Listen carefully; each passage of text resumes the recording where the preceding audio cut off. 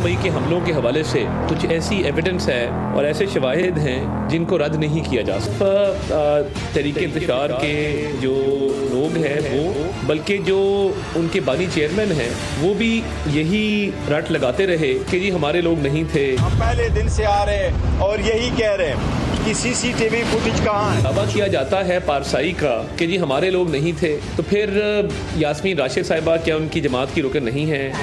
Commander की तरफ जा रहे हैं। झूठ और साजिशें, सानेहा 9 मई के नाकाबिले तरदीद शवाहिद मंजर आम पर। बानी पीटीआई और पूरी क़यादत अवाम से माफ़ी मांगे। विफाकी वज़ीर इत्तलात अताउल्लाह तारड़ ने सानेहा 9 मई की नाकाबिले तरदीद सीसीटीवी फुटेजेस कौम के सामने पेश कर दी। कहा, एक जमात ने मुनज़्ज़म साजिश के जरिए 9 मई के हमले किए। क्या यास्मीन राशिद, शहरियार आफरीदी, उस्मान डार, मुराद सईद तहरीक इंसाफ के रुकन नहीं? क्या ये लोग 9 मई को सड़कों पर नहीं थे? मजीद कहा, इंतशार और फसाद पीटीआई का वतीरा है।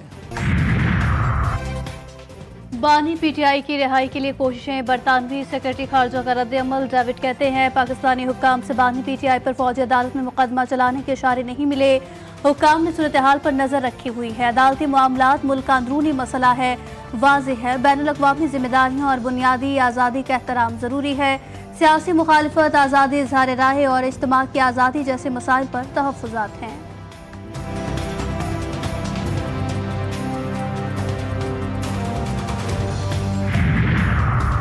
अमरीकी मदाखलत नामंजूर से अमरीकी अदम मदाखलत नामंजूर का दिलचस्प सफ़र। तहरीक इंसाफ के अमरीकी हिमायतियों का एक और यू टर्न। 46 अरकान कांग्रेस ने सदर बाइडन को एक और ख़त लिख दिया। अमरीकी कांग्रेस मेंस के पीटीआई से मुतालिक अमरीकी सदर को ख़त पर ख़त। क्या तहरीक इंसाफ के चंद अमरीकी हिमायती इतने बाअसर हैं या कहानी कुछ और?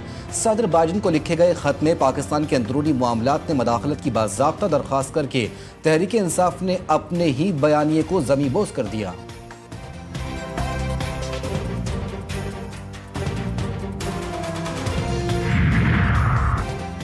अमरीकी अरकान कांग्रेस से खत लिखवाना गोल्ड स्मिथ फैमिली की ही कारस्तानी है। पीपल्स पार्टी रहनुमा शर्जिल मेमन का कहना है कि बानी पीटीआई पाकिस्तान में इजराइल का असासा है। इजरायली पैसा इस्तेमाल करके बानी को रिहा करवाने की कोशिश हो रही है।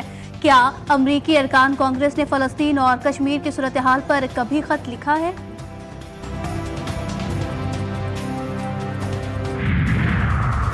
मुल्क को फिर डीरेल करने की कोशिश की जा रही है। एहतजाज की कॉल देने वाले कामयाब नहीं होंगे। मुस्लिम लीग नून के सदर नवाज शरीफ की लंदन में मीडिया से गुफ्तगू। बोले, झूठा प्रोपेगेंडा करने वालों को झूठा ही कहेंगे।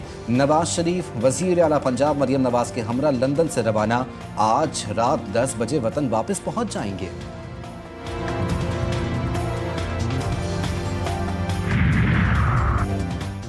बाहर बैठे लोगों ने पाकिस्तान में अवाम और फौज के दरमियान खलिश पैदा करने की कोशिश की। पाकिस्तान के 2/3 अवाम आज भी बानी पीटीआई के साथ हैं।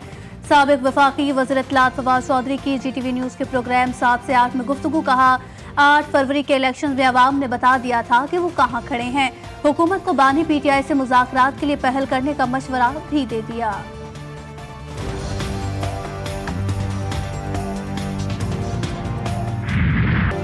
एक और मैच, एक और शिकस्त। शाहीन फुतूहात के ट्रैक पर ना आ सके। ऑस्ट्रेलिया ने दूसरे T20 में भी पाकिस्तान को शिकस्त दे दी।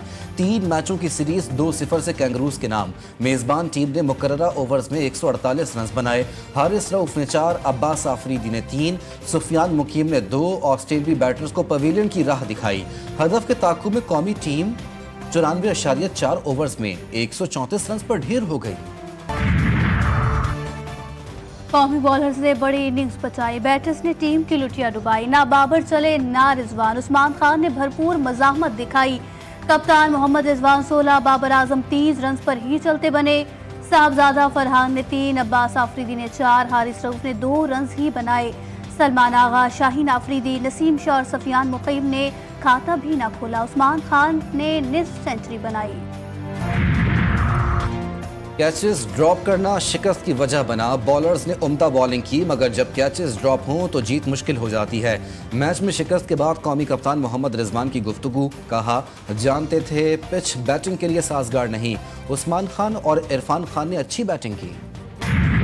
भारत हर धर्मी से बाज न आया। ICC को भी नोटों का गुरूर दिखा दिया। भारत चैंपियंस ट्रॉफी में शिरकत न करने पर बाजिद। ICC के खत पर भारतीय विकेट बोर्ड के ओसान खता। बीसीसीआई के जवाबी खत में बेबुनियाद वजूहात बयान। आईसीसी को पैसों का लालच भी दे डाला। बीसीसीआई ने पाकिस्तान न आने के अपने फैसले पर नजरसानी से इनकार कर दिया। अगर भारत चैंपियंस ट्रॉफी में शिरकत नहीं करता तो आईसीसी को 500 मिलियन और भारत को $100 मिलियन का नुकसान होगा। Pakistan ICC champions trophy tournament के लिए तैयार। मेहमान टीमों को स्टेट गेस्ट का प्रोटोकॉल दिया जाएगा। चेयरमैन पीसीबी की यकीन दहानी। मोहसिन नकवी की इंग्लैंड वेल्स क्रिकेट बोर्ड के चेयरमैन से मुलाकात। रिचर्ड थॉम्सन का चैंपियंस ट्रॉफी और पीसीबी के लिए नेक ख्वाहिशात का इजहार। पाकिस्तान मोनूमेंट इस्लामाबाद में चैंपियंस ट्रॉफी की तकरीब रोनुमाई। ट्रॉफी इस्लामाबाद से टेक्सला, खानपुर, एबटाबाद, मरी और नथिया गली का सफर करेगी। चैंपियंस ट्रॉफी पाकिस्तान में अपना सफर मुकम्मल करने के बाद अफगानिस्तान जाएगी। तमाम ममालिक का सफर करने के बाद टूर्नामेंट से कबल वापस पाकिस्तान पहुंचाई जाएगी।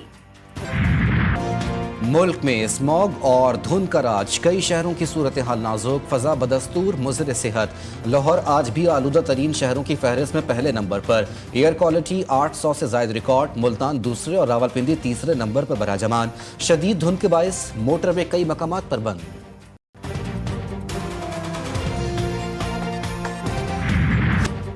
लाहौर पर स्मॉग के वार सैकड़ों शहरी बीमार। 24 घंटे में सांस के मर्ज में मुब्तला 75,000 केसेस रिपोर्ट।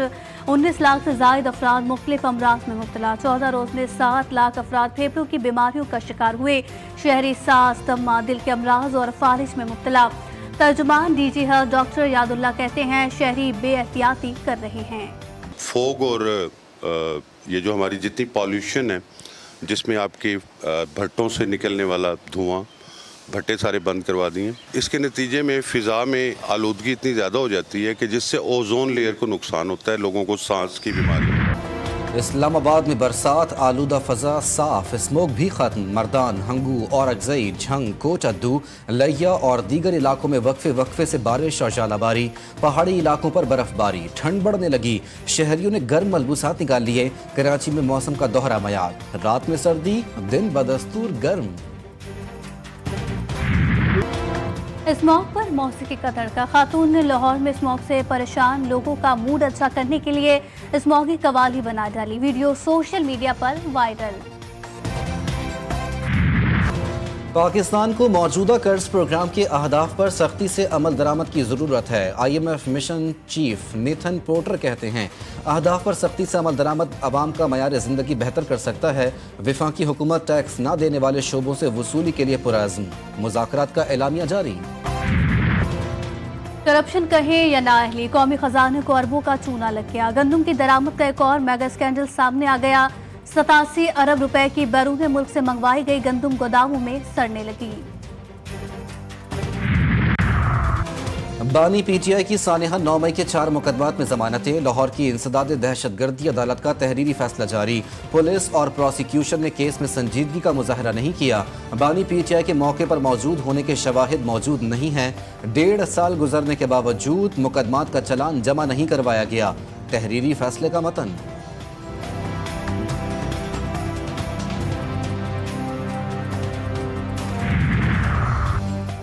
GHQ हमला केस। बानी PTI समेत दीगर पर फर्द जुर्म फिर टल गई। शेख रशीद, अमजद खान न्याजी, उमर अयूब, शीरी मजारी और दीगर के वकला ने दलाइल मुकम्मल कर लिए। प्रोसिक्यूटर्स का वकालतनामों के बगैर दलाइल देने पर एतराज।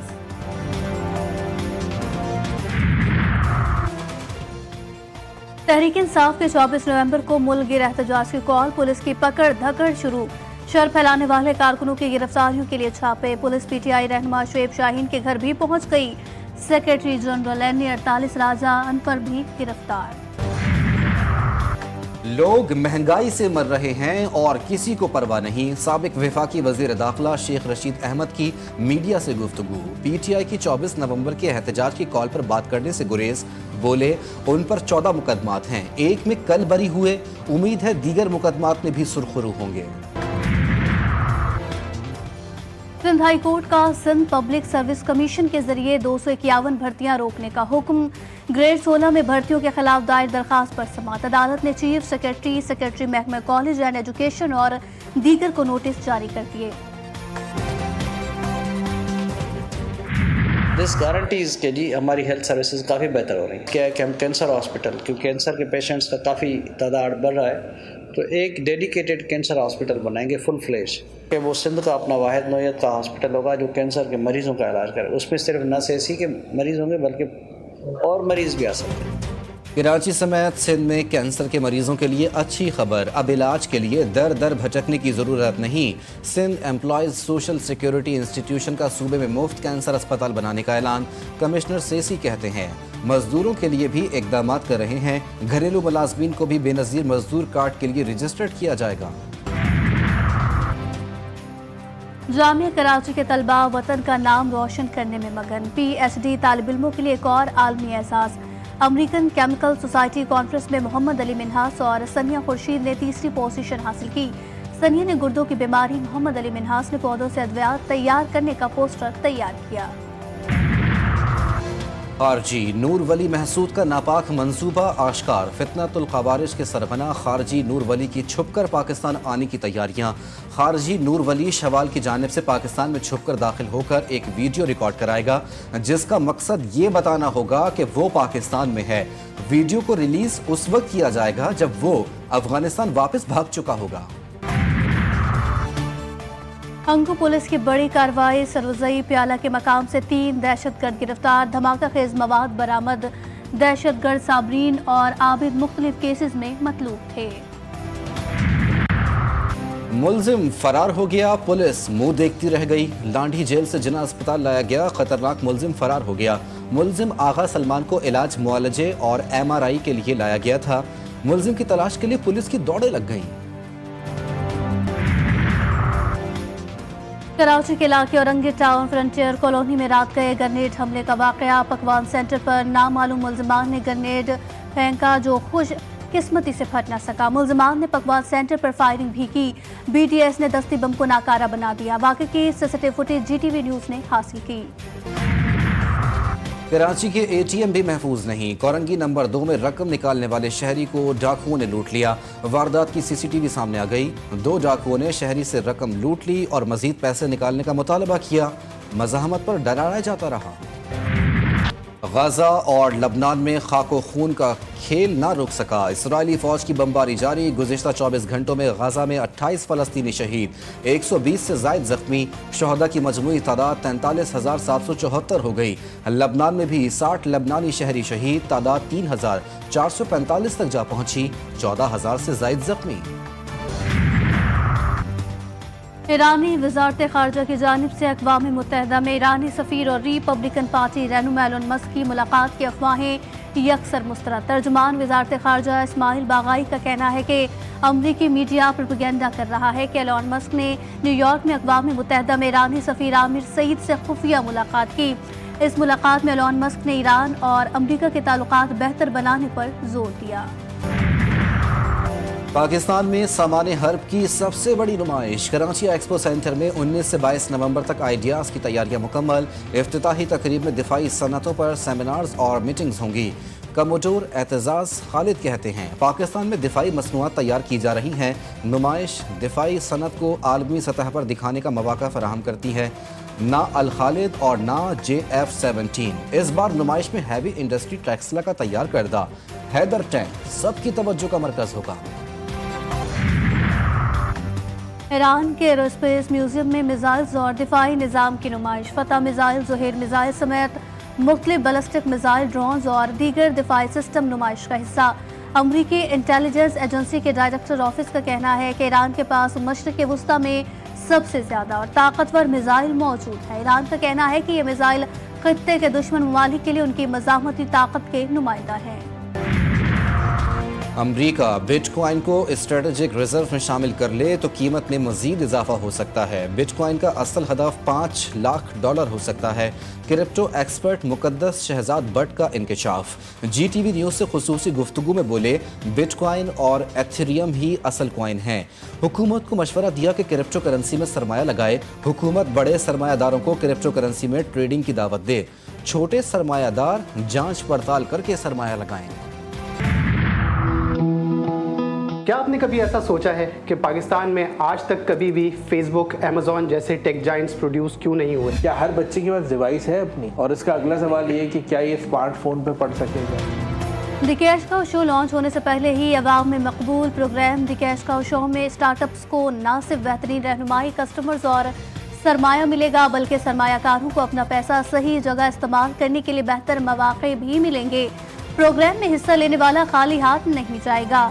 द कैश काउ शो जल्द आ रहा है सिर्फ GTV न्यूज़ पर।